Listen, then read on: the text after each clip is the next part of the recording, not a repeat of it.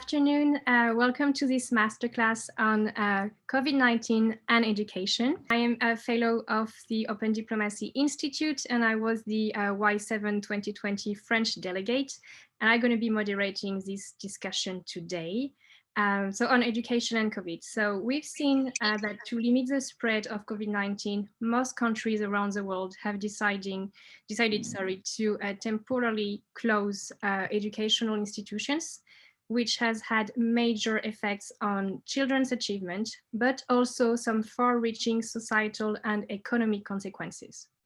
The school closures in response to the pandemic, have shed light on various issues such as digital gap, student debt, food insecurity, homelessness, access to childcare, healthcare, etc.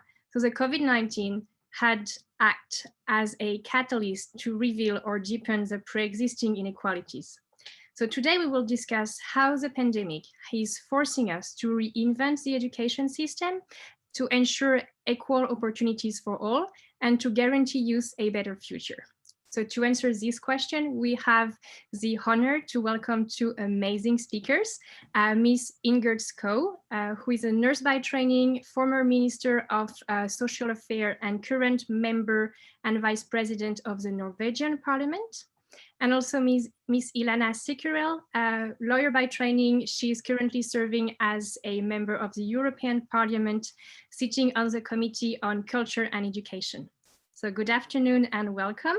Maybe just before we jump in the discussion, I will remind everybody some housekeeping rules.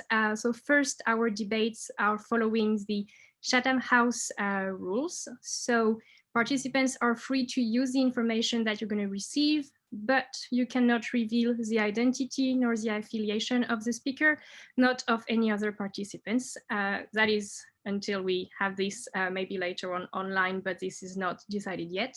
We will also structure this masterclass in two parts. We will have a first part for 30 minutes of moderated discussions that will be followed by a Q&A. So please put yourself on mute if you're not speaking, especially during the first part, so that we don't have the background noise. And if during the moderated discussions you have some question, I would encourage you to put them on the chat so that we can address them during the Q&A. So this being said, we are all ready to start. I think everybody has been admitted in the room. So let's jump in the discussion. So let's start maybe with what we've just mentioned on COVID-19 and the pandemic and the response that we've had. So we've seen that the schools have been closed quite a lot, from kindergarten to universities. UNESCO has recommended the use of distance learning and some open educational applications to allow both pupils and teachers to reach each other remotely and to limit the disruption of education. However, countries' approaches have varied very much around the world to balance quality education, school continuity, and the measures to constrain the pandemic. So what are the main measures? Maybe we can start with Ms. Cicurel about France's main measures to ensure the quality education and to prevent the school drop rationale behind, for instance, keeping schools open quite a lot. Over to you, Ms. Cicurel. Hello, thank you for the invitation, and I'm very glad to be with you today. First of all, I want just to say words to the participants, because as far as I understood, you are all very committed, and I want to congratulate you for that, because you are, sorry to be a bit serious and grave to begin with, but we are going through a time of peril, and you know that the difficult period of times have always arrived with a minority of active groups and a majority of uncommitted people. And I think for me to see, young people like you, whatever form your involvement will take is for me very important, because and education, of course, it's at the core of what we have to build against, populism and totalitarianism. So thank you, and the crisis that we are going through. So this is something I wanted to tell you. So a few words about this question of education and the closure of schools. As you may know, in France, we are probably the country, but we will know more about Norway in a few minutes, but that have opened the school during the crisis. And yesterday, we again decided to have the schools open. And the first answer is, of course, when you can avoid to close the schools, you have to do it, because even during normal time, especially for children coming from fragile environment, during the summer, they may forget. During the 2 months of vacation, they forget a lot. So you can imagine during 1 year what it means. So we with Jean-Michel Blanquer, our Minister of Education, has really has done everything he could, and the last decision intervened yesterday to have our schools open. But still, we had to close them, and then we have developed a few tools, and it has been a way of realizing how important is distance learning. And of course, we had some tools that we have used. It was what we call in France the CNED, which is not normally supposed to be used for children that cannot attend school for a health reason, for instance. But we have we have used this tool, My Class at Home, and it enabled the school to be taken with the teacher, so it has been quite a good solution. We had a big training of teachers that were not so used to the digital tools that has been undertaken. And we built cooperation with the public television. So we had what we called Nation Apprenante, Learning Nation. You had a lot of programs, pedagogical programs, that was very rapidly were proposed. But of course, as you know, it was absolutely clear that the digital fraction, we realize more than ever that you have some families, some kids that has no material, no link with a quality network. And for me, it's really something that it's a kind of fundamental right. I mean, every kid of the planet should have the right to have a connection. So maybe we will speak about it later, but also at a European level, we are trying to take very, very seriously this digital fraction, and this is one of our goals. The European issue right after, indeed. I'm just going to move to Ms. Ko. We've talked about the digital training of teachers and how to be cautious regarding school closures. And I know that that Norway has taken a specific approach. So maybe you could tell us a little bit more about it, please. Yeah, thank you. And first of all, to the audience and ladies and gentlemen, let me thank you for the opportunity also to appear before this masterclass. In a strange way, even though the COVID-19 pandemic has separated us by requirements of social distancing, it has also served as a reminder of our shared destiny. We are all in it together, whether we like it or not. And you are mostly in Europe, but also other places. I'm in Norway and very close to Oslo and also close to the Swedish border. So that's where I am situated right now. This overarching concern in Norway, as we are combating the pandemic, is awareness that children are in a very unique position. Our very young are fortunately not in great risk of suffering serious illness from the coronavirus, but they are in a fragile period of their life. You cannot get back your childhood. If your education is severely hampered as a consequence of the pandemic, you will carry this loss with you for your entire life.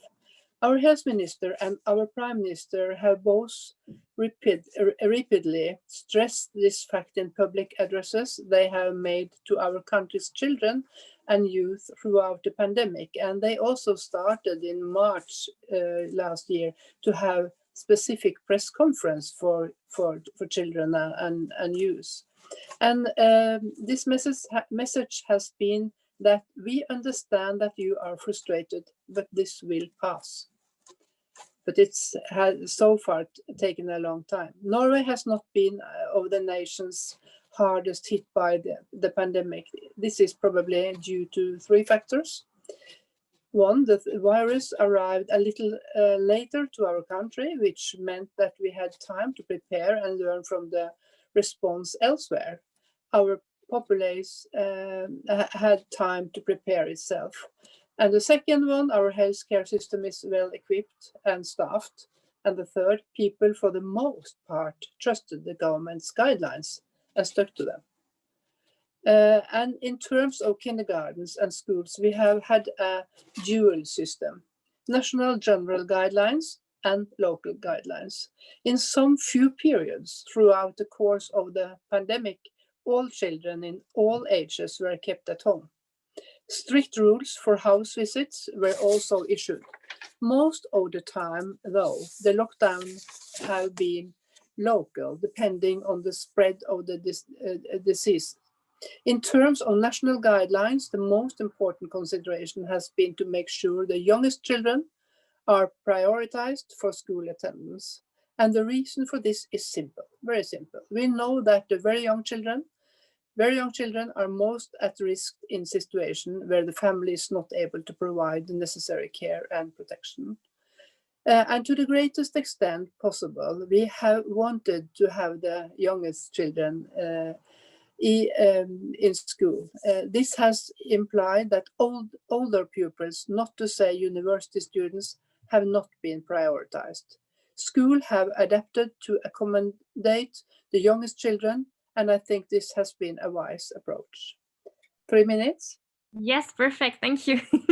Yeah, I'm a bit strict on time because I want us to cover as many topics as possible. Thank you so much. That's your position. Yeah. So actually, I could hear you both talking about the wellness of students being taken into consideration while balancing the decision between school closures, not school closures, controlling the epidemic, etc. Yet we've still seen in many countries students having to face some double bind interventions between going online, and before the pandemic it was don't go online, and now you're like the digital gap, how can I be online to learn?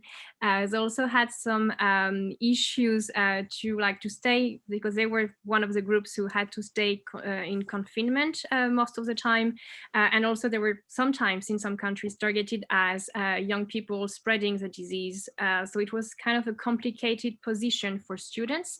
This with the issues of how am I gonna learn and how am I gonna have some exams, etc.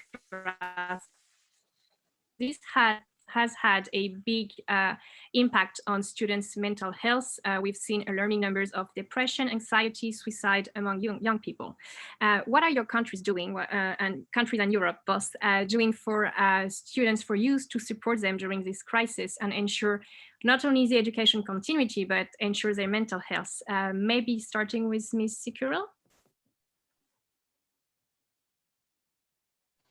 Yes, this is the most difficult part, because we know that students are really, there is something like 30% of the students in France that declare that they feel depressed. So it's a huge number.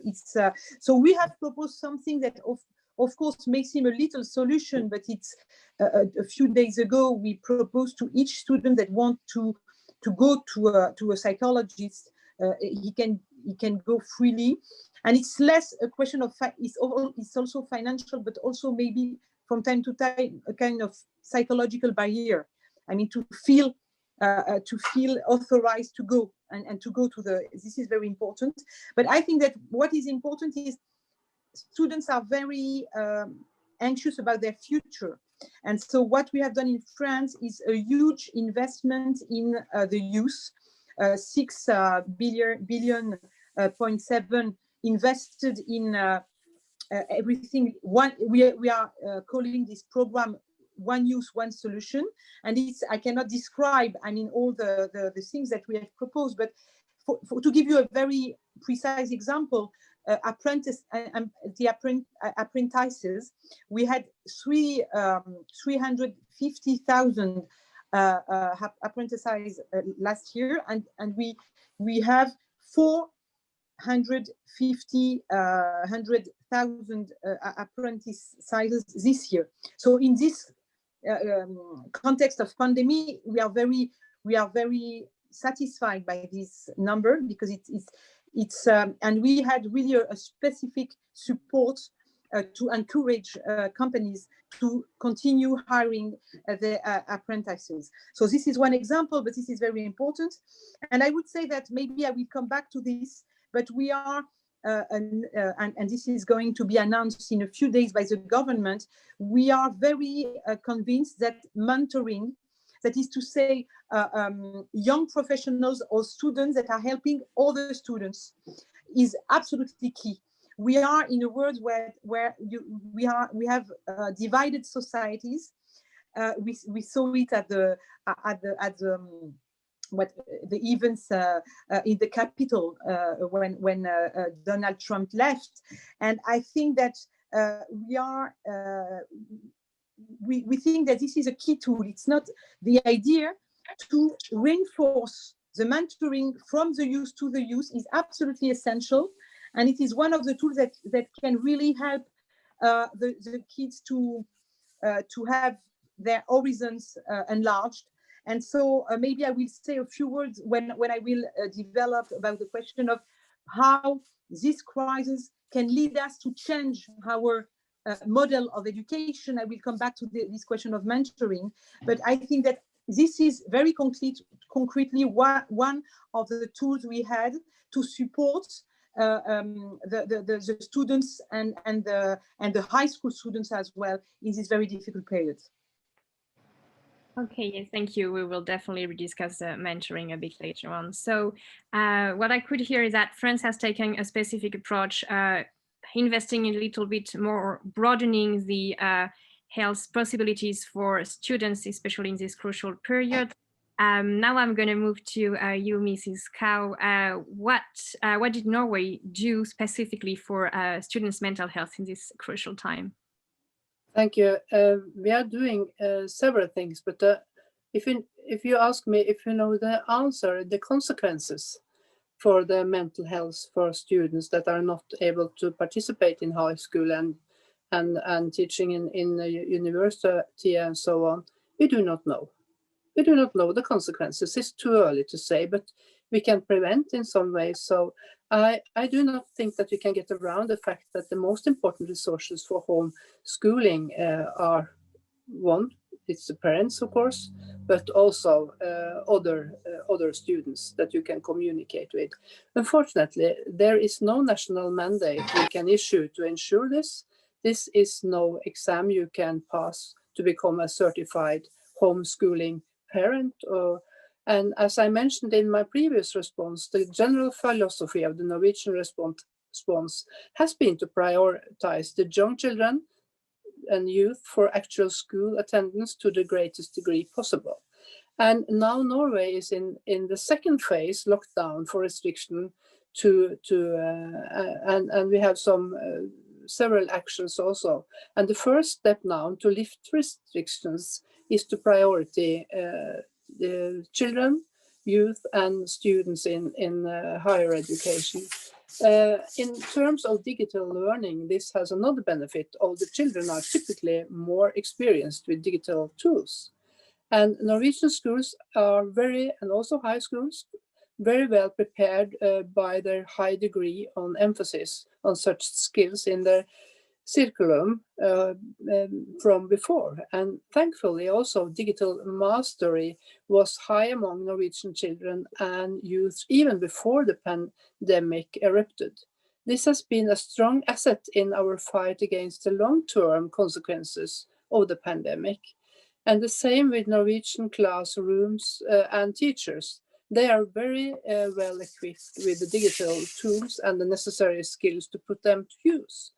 In short, the best resources for homeschooling, besides a good and considerate parent, has been digital equipment. Understandably, also, going down to close now, such requirements cannot be met in all places, or in every household. It's the same experience as my colleague here. What I hope and expect also is that we will understand the necessity to prioritize and collaborate to ensure that all children will receive the tools for digital learning once pandemic erupt. Thank you. Thank you very much. Thank you for this. So yeah, actually we've discussed a little bit the impact on students, and yes, we're not sure, we don't know to what extent the impact is going to be. And there are a lot of things going on right now to ensure that the education carries on. But there are also a lot of things that we are thinking about to start restructuring the system and to think a bit more deeply on the global education systems and the professional path. So we discussed briefly about it earlier, so we're going to go a bit more deep on this now. But we've seen that the crisis had an impact on the educational path, but also on the professional aspirations. And there has been a widening of the inequities in accessing jobs, for instance, for young people. So what are the main lessons that we can learn from the crisis to ensure afterwards that we will reduce the unemployment inequities for youth, and that what can we change in the current education model to make sure that we will be better prepared for a future crisis, or for the future, generally speaking? Maybe shall we start with Ms. Cicurel, please? Yes, it's a huge question to be dealt with in 3 minutes, but I would say I would try to answer as rapidly as possible. I would say that when you have a crisis, it's also an opportunity. And so we have learned a few things that are going to help us changing maybe more rapidly. First of all, we have also already spoken about the digital. So this is very important, but we have also realized that without a human being, without a teacher, you can do nothing. And in France, you had part of the teachers that were a bit reticent to the idea of using digital tools, because maybe they had this fear to be replaced at a certain point by the computer. And it has been absolutely clear for all the parents that without a human being, you can do nothing. So digital tools are absolutely essential, but they come in addition. And so this is the first part.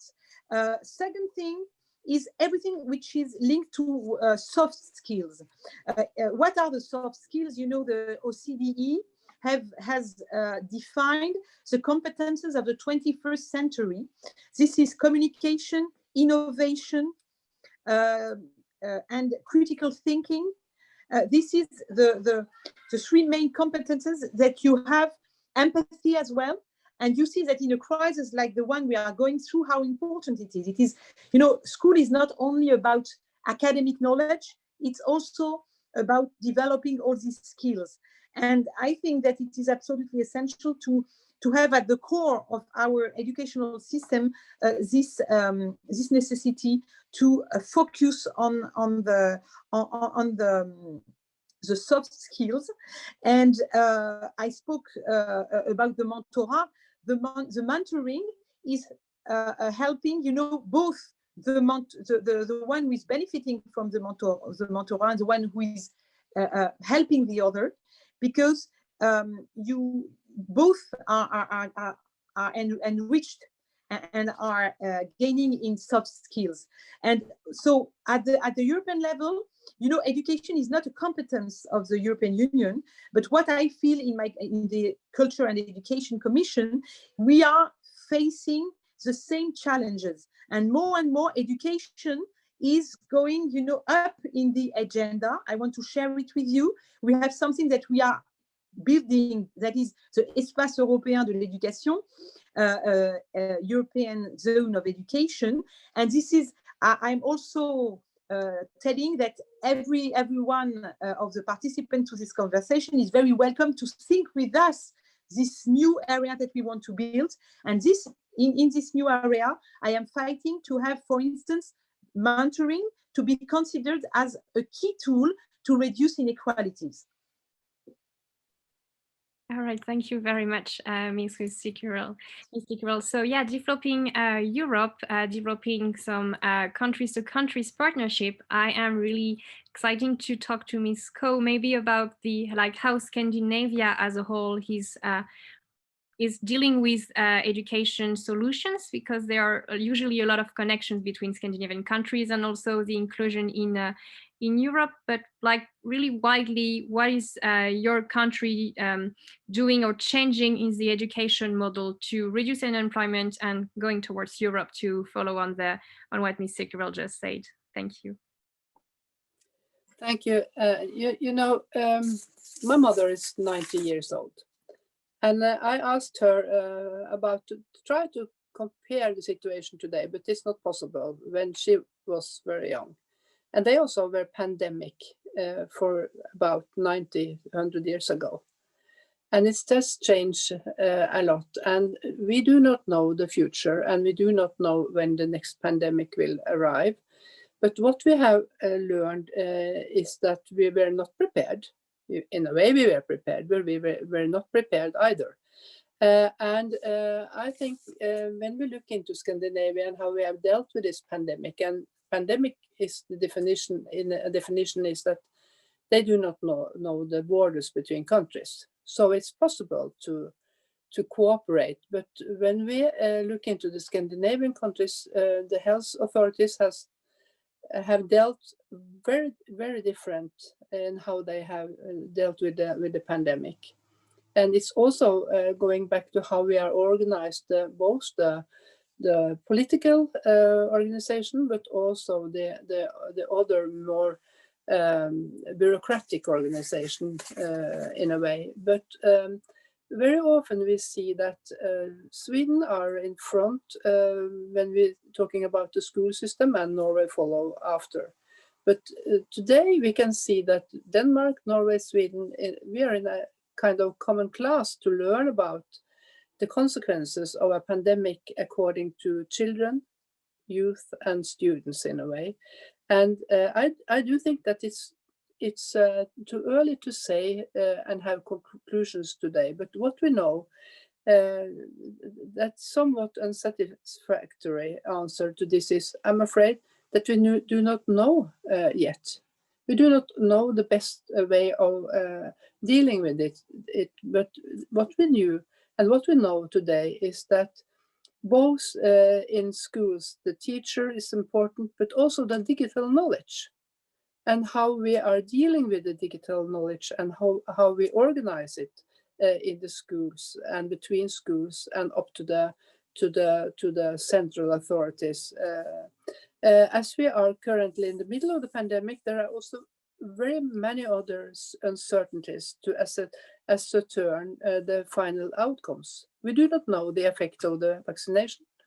It's also changing social habits and long-term consequences of homeschooling on children's learning. We do not know the consequences either, because we know that the contact with the teacher, the human, and with other children, we do not know the consequences to only be at home and have in a kind of hybrid or only a digital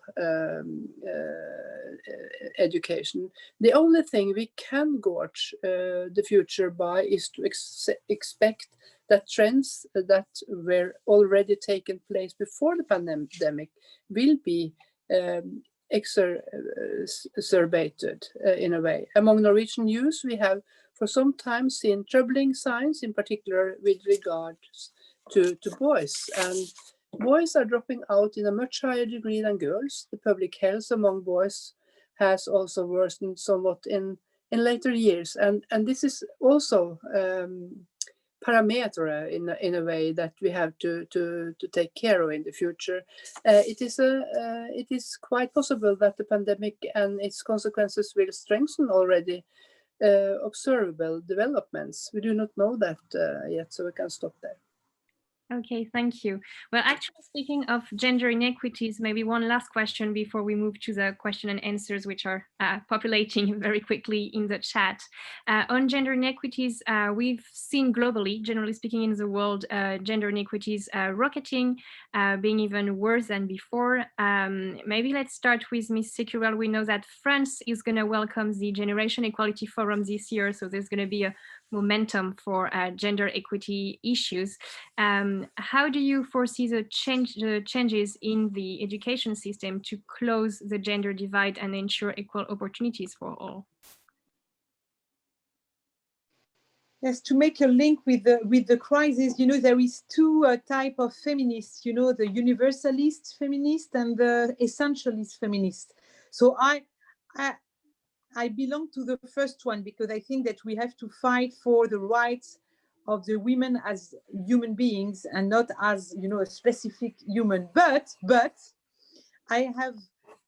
we have observed that the three countries in which the crises were really very well managed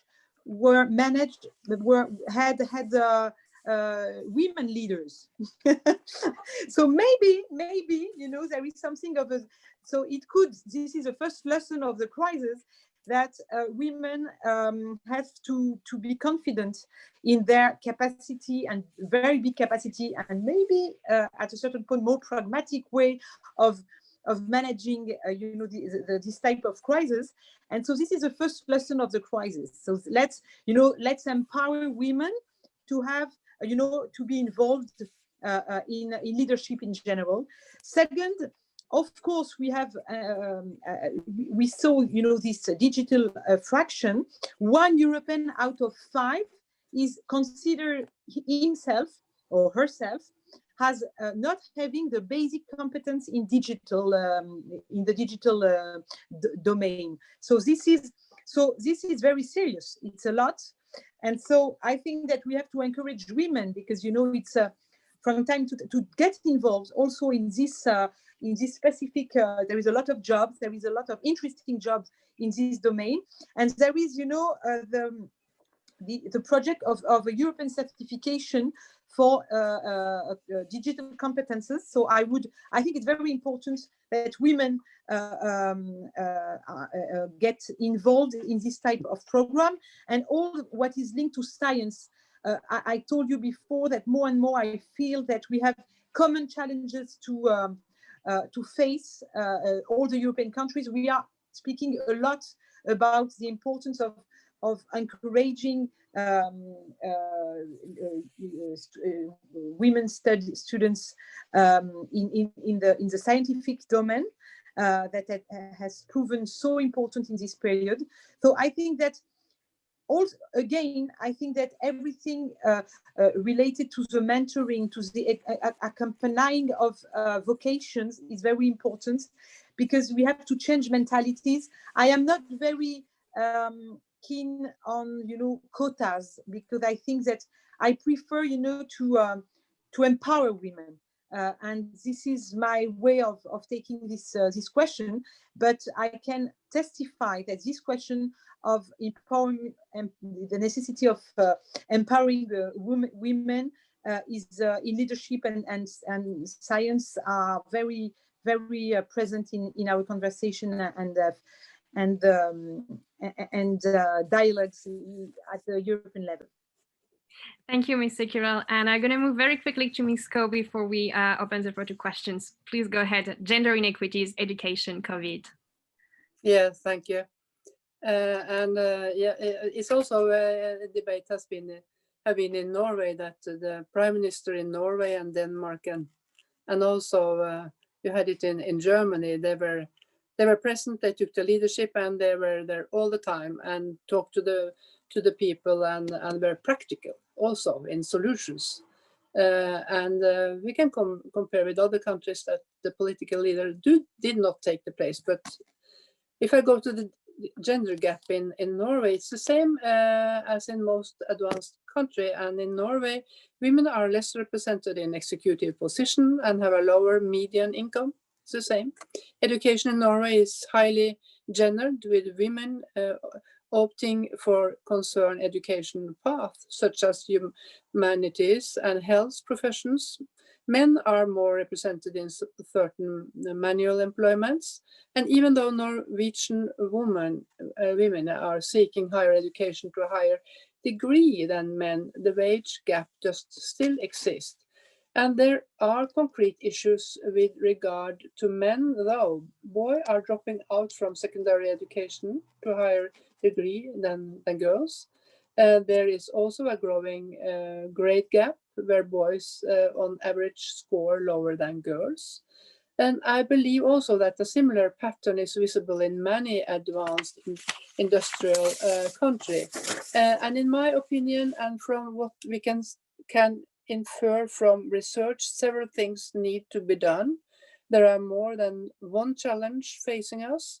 I will mention the ones I think are most salient, and that's the first one is ensure option for re-education throughout people's entire working careers.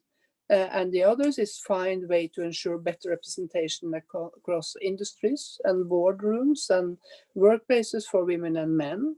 And also the third, understand better the routes for male dropout from secondary education. That's also important. And the last one, I think, provide better offers for manual education. But I also would like to encourage young girls and boys to participate in the society, to let their voice be heard. What I really are most afraid of, that young people and teenagers and students and so on, that they do not believe in the future. They do not find a meaning with their lives and are not employed and do not have work and so on. That's the most dangerous thing I think are challenging in Europe today, and also we can see it during the pandemic. All right, so speaking of young people being interested in what's happening, we do have a lot of questions in the chat that I will try to gather so that we can cover most of them in the remaining time. So maybe there were a few questions around the new educational models and the challenges that both students and professors faced during the pandemic, and like, how can we, like, what are the tools that should stay after the pandemic, and how can we train both students and teachers to be able to use the digital tools, because there have been some slight issues in that, especially in France, considering the audience. I don't know, maybe we can start with Ms. Cicurel, if you want to address this question. Maybe, especially directed to you, there was also a question that is kind of linked with that. It's also the force of proposal of parents and citizens in transforming the education system as well. So if you could address both, that would be great. Yes, thank you very much. Thank you, especially for the second one, because I have founded something which is called Je m'engage pour l'école. Let's be committed for school. And this is it's a collective. But you have parents, teachers, principals, students, and people, politicians. And the idea is that, school is not the business of the state or of the public sector. It's really, if we want to face these challenges, we all have to be involved. I mean, companies, associations. So I think personally, so thank you for the question, because it enables me to say that, yes, I am dreaming of a European Je m'engage pour l'école. I think that it's, I'm sure it's always existed in other countries, but I think that we have to be together, because it's, this is the question of the future. I mean, our societies are divided. Boris Cyrulnik, the psychiatrist, often outlined the fact that, our societies are structured around by the diplomas today. And that's why, because we are going through a crisis, you have a kind of hatred of the elites that is growing. And if we want to answer to this, because we absolutely have to have a more just and to find solution against the educational inequalities. So, and these solutions cannot be found just, by the state or, the public structure in charge of the schools. So this is something I believe strongly. And I think also that there is a link to be built between school and the world of businesses and the real world, if you want. With people coming, speaking about what they are doing. And you know that in all our countries, you have a jobless rate that is very high, but sometimes you have sectors that are not supplied with a lot of interesting jobs. So the valorization of VET, of the vocational education, is a main challenge for us. And this type of challenge has to be undertaken with all the partners, I mean, in this kind of idea. So what was the first idea? I answered to the second one. Yeah, the first question I think is quite linked is what educational models were used, or what educational tools were used during the pandemic and should stay and should remain after the pandemic. Yes, I think that, as I said, I will be a bit philosophical at this point, but when you learn, it's something new. It is a kind of violence. So, to cite again Boris Cyrulnik, he described the idea that if you want to get to learn something new, you have to be affectively accompanied, And I think that, for instance, in France, we have always insisted on what is academic, what is more kind of the knowledge, but we have too much forgotten this aspect of education. And I think that the crisis has shown us that we absolutely have to change. And I believe that European Union can become a kind of educational power. It's not only a market, of course. It's common values, and I think that Norwegia has shared a lot of these values with us. And I think that it's not to be demagogic, because to get to become to know, there is this idea of efforts, this idea of but at the beginning you have to feel that the educational system is with you, and that's why I'm so attached to the valorization of all these vocational education. We have to change the mentality, and so this, I think that mentoring is not only a tool; it's also a kind of concept, a concept of accompanying to give confidence to our youth. All right, thank you. I'm going to turn back to Ms. Ko, because when we talk about changing the way how the education system is done, Norway has done a lot in digital training for their teachers before the pandemic. So same question, and maybe I would add a little thing more so we can advance the discussion, taking into consideration other questions that the audience has submitted. But there was also, in France at least, there were some differences between the private and the public schools. In Norway, you talked earlier about having some local specificities. So are there any main differences between two kinds of education in Norway, and what can we take on for the future? Back to you. I do think that we, for the future, have to be prepared for the unexpected.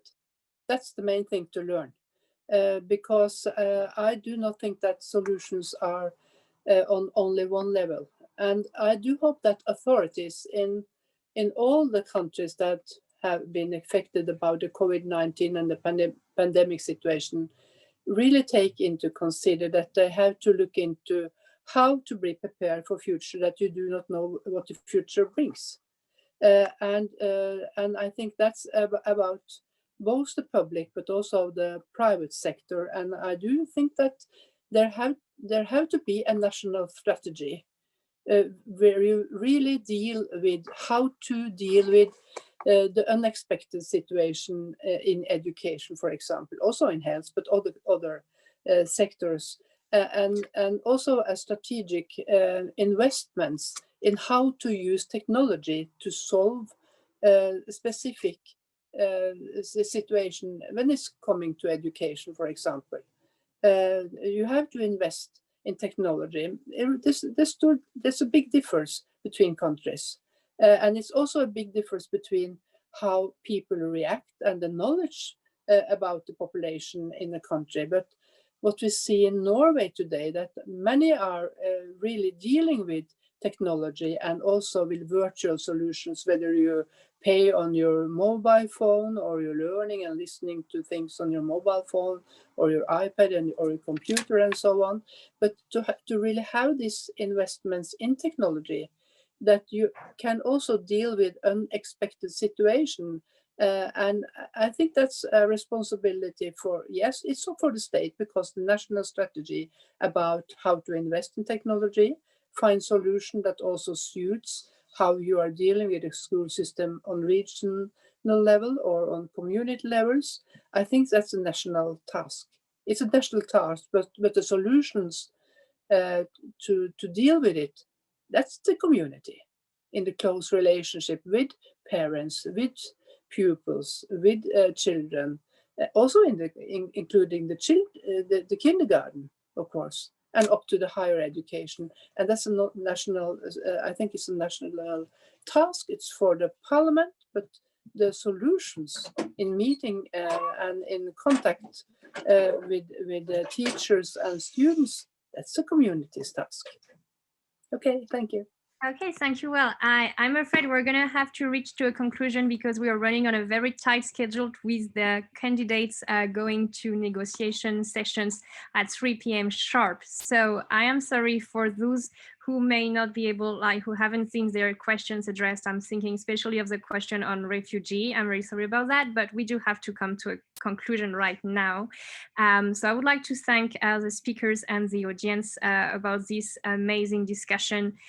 We can take from this discussion many points, but mainly that we do not know yet all the extent of the consequences of the COVID-19 pandemic on education and on youth. There are a lot of things that we could do, and as you both speakers said, there is a lot of work to do both at the European level, at the national level. Community is important, and we've seen it in the chat a lot of people talking about students association. So thinking that youth could actually be a strength and a power to change tomorrow's world and to ensure that the education system is going to be more fit for their need. So this being said, 3 p.m. sharp, so I'm going to have to close this discussion. Thank you very much for bearing with us today. Thank you, Ms. Cicurel. Thank you, Ms. Schou. Thank you all for your attendance, and good luck, candidates, for the second session of a negotiation. Thank you for the invitation and good luck to everybody.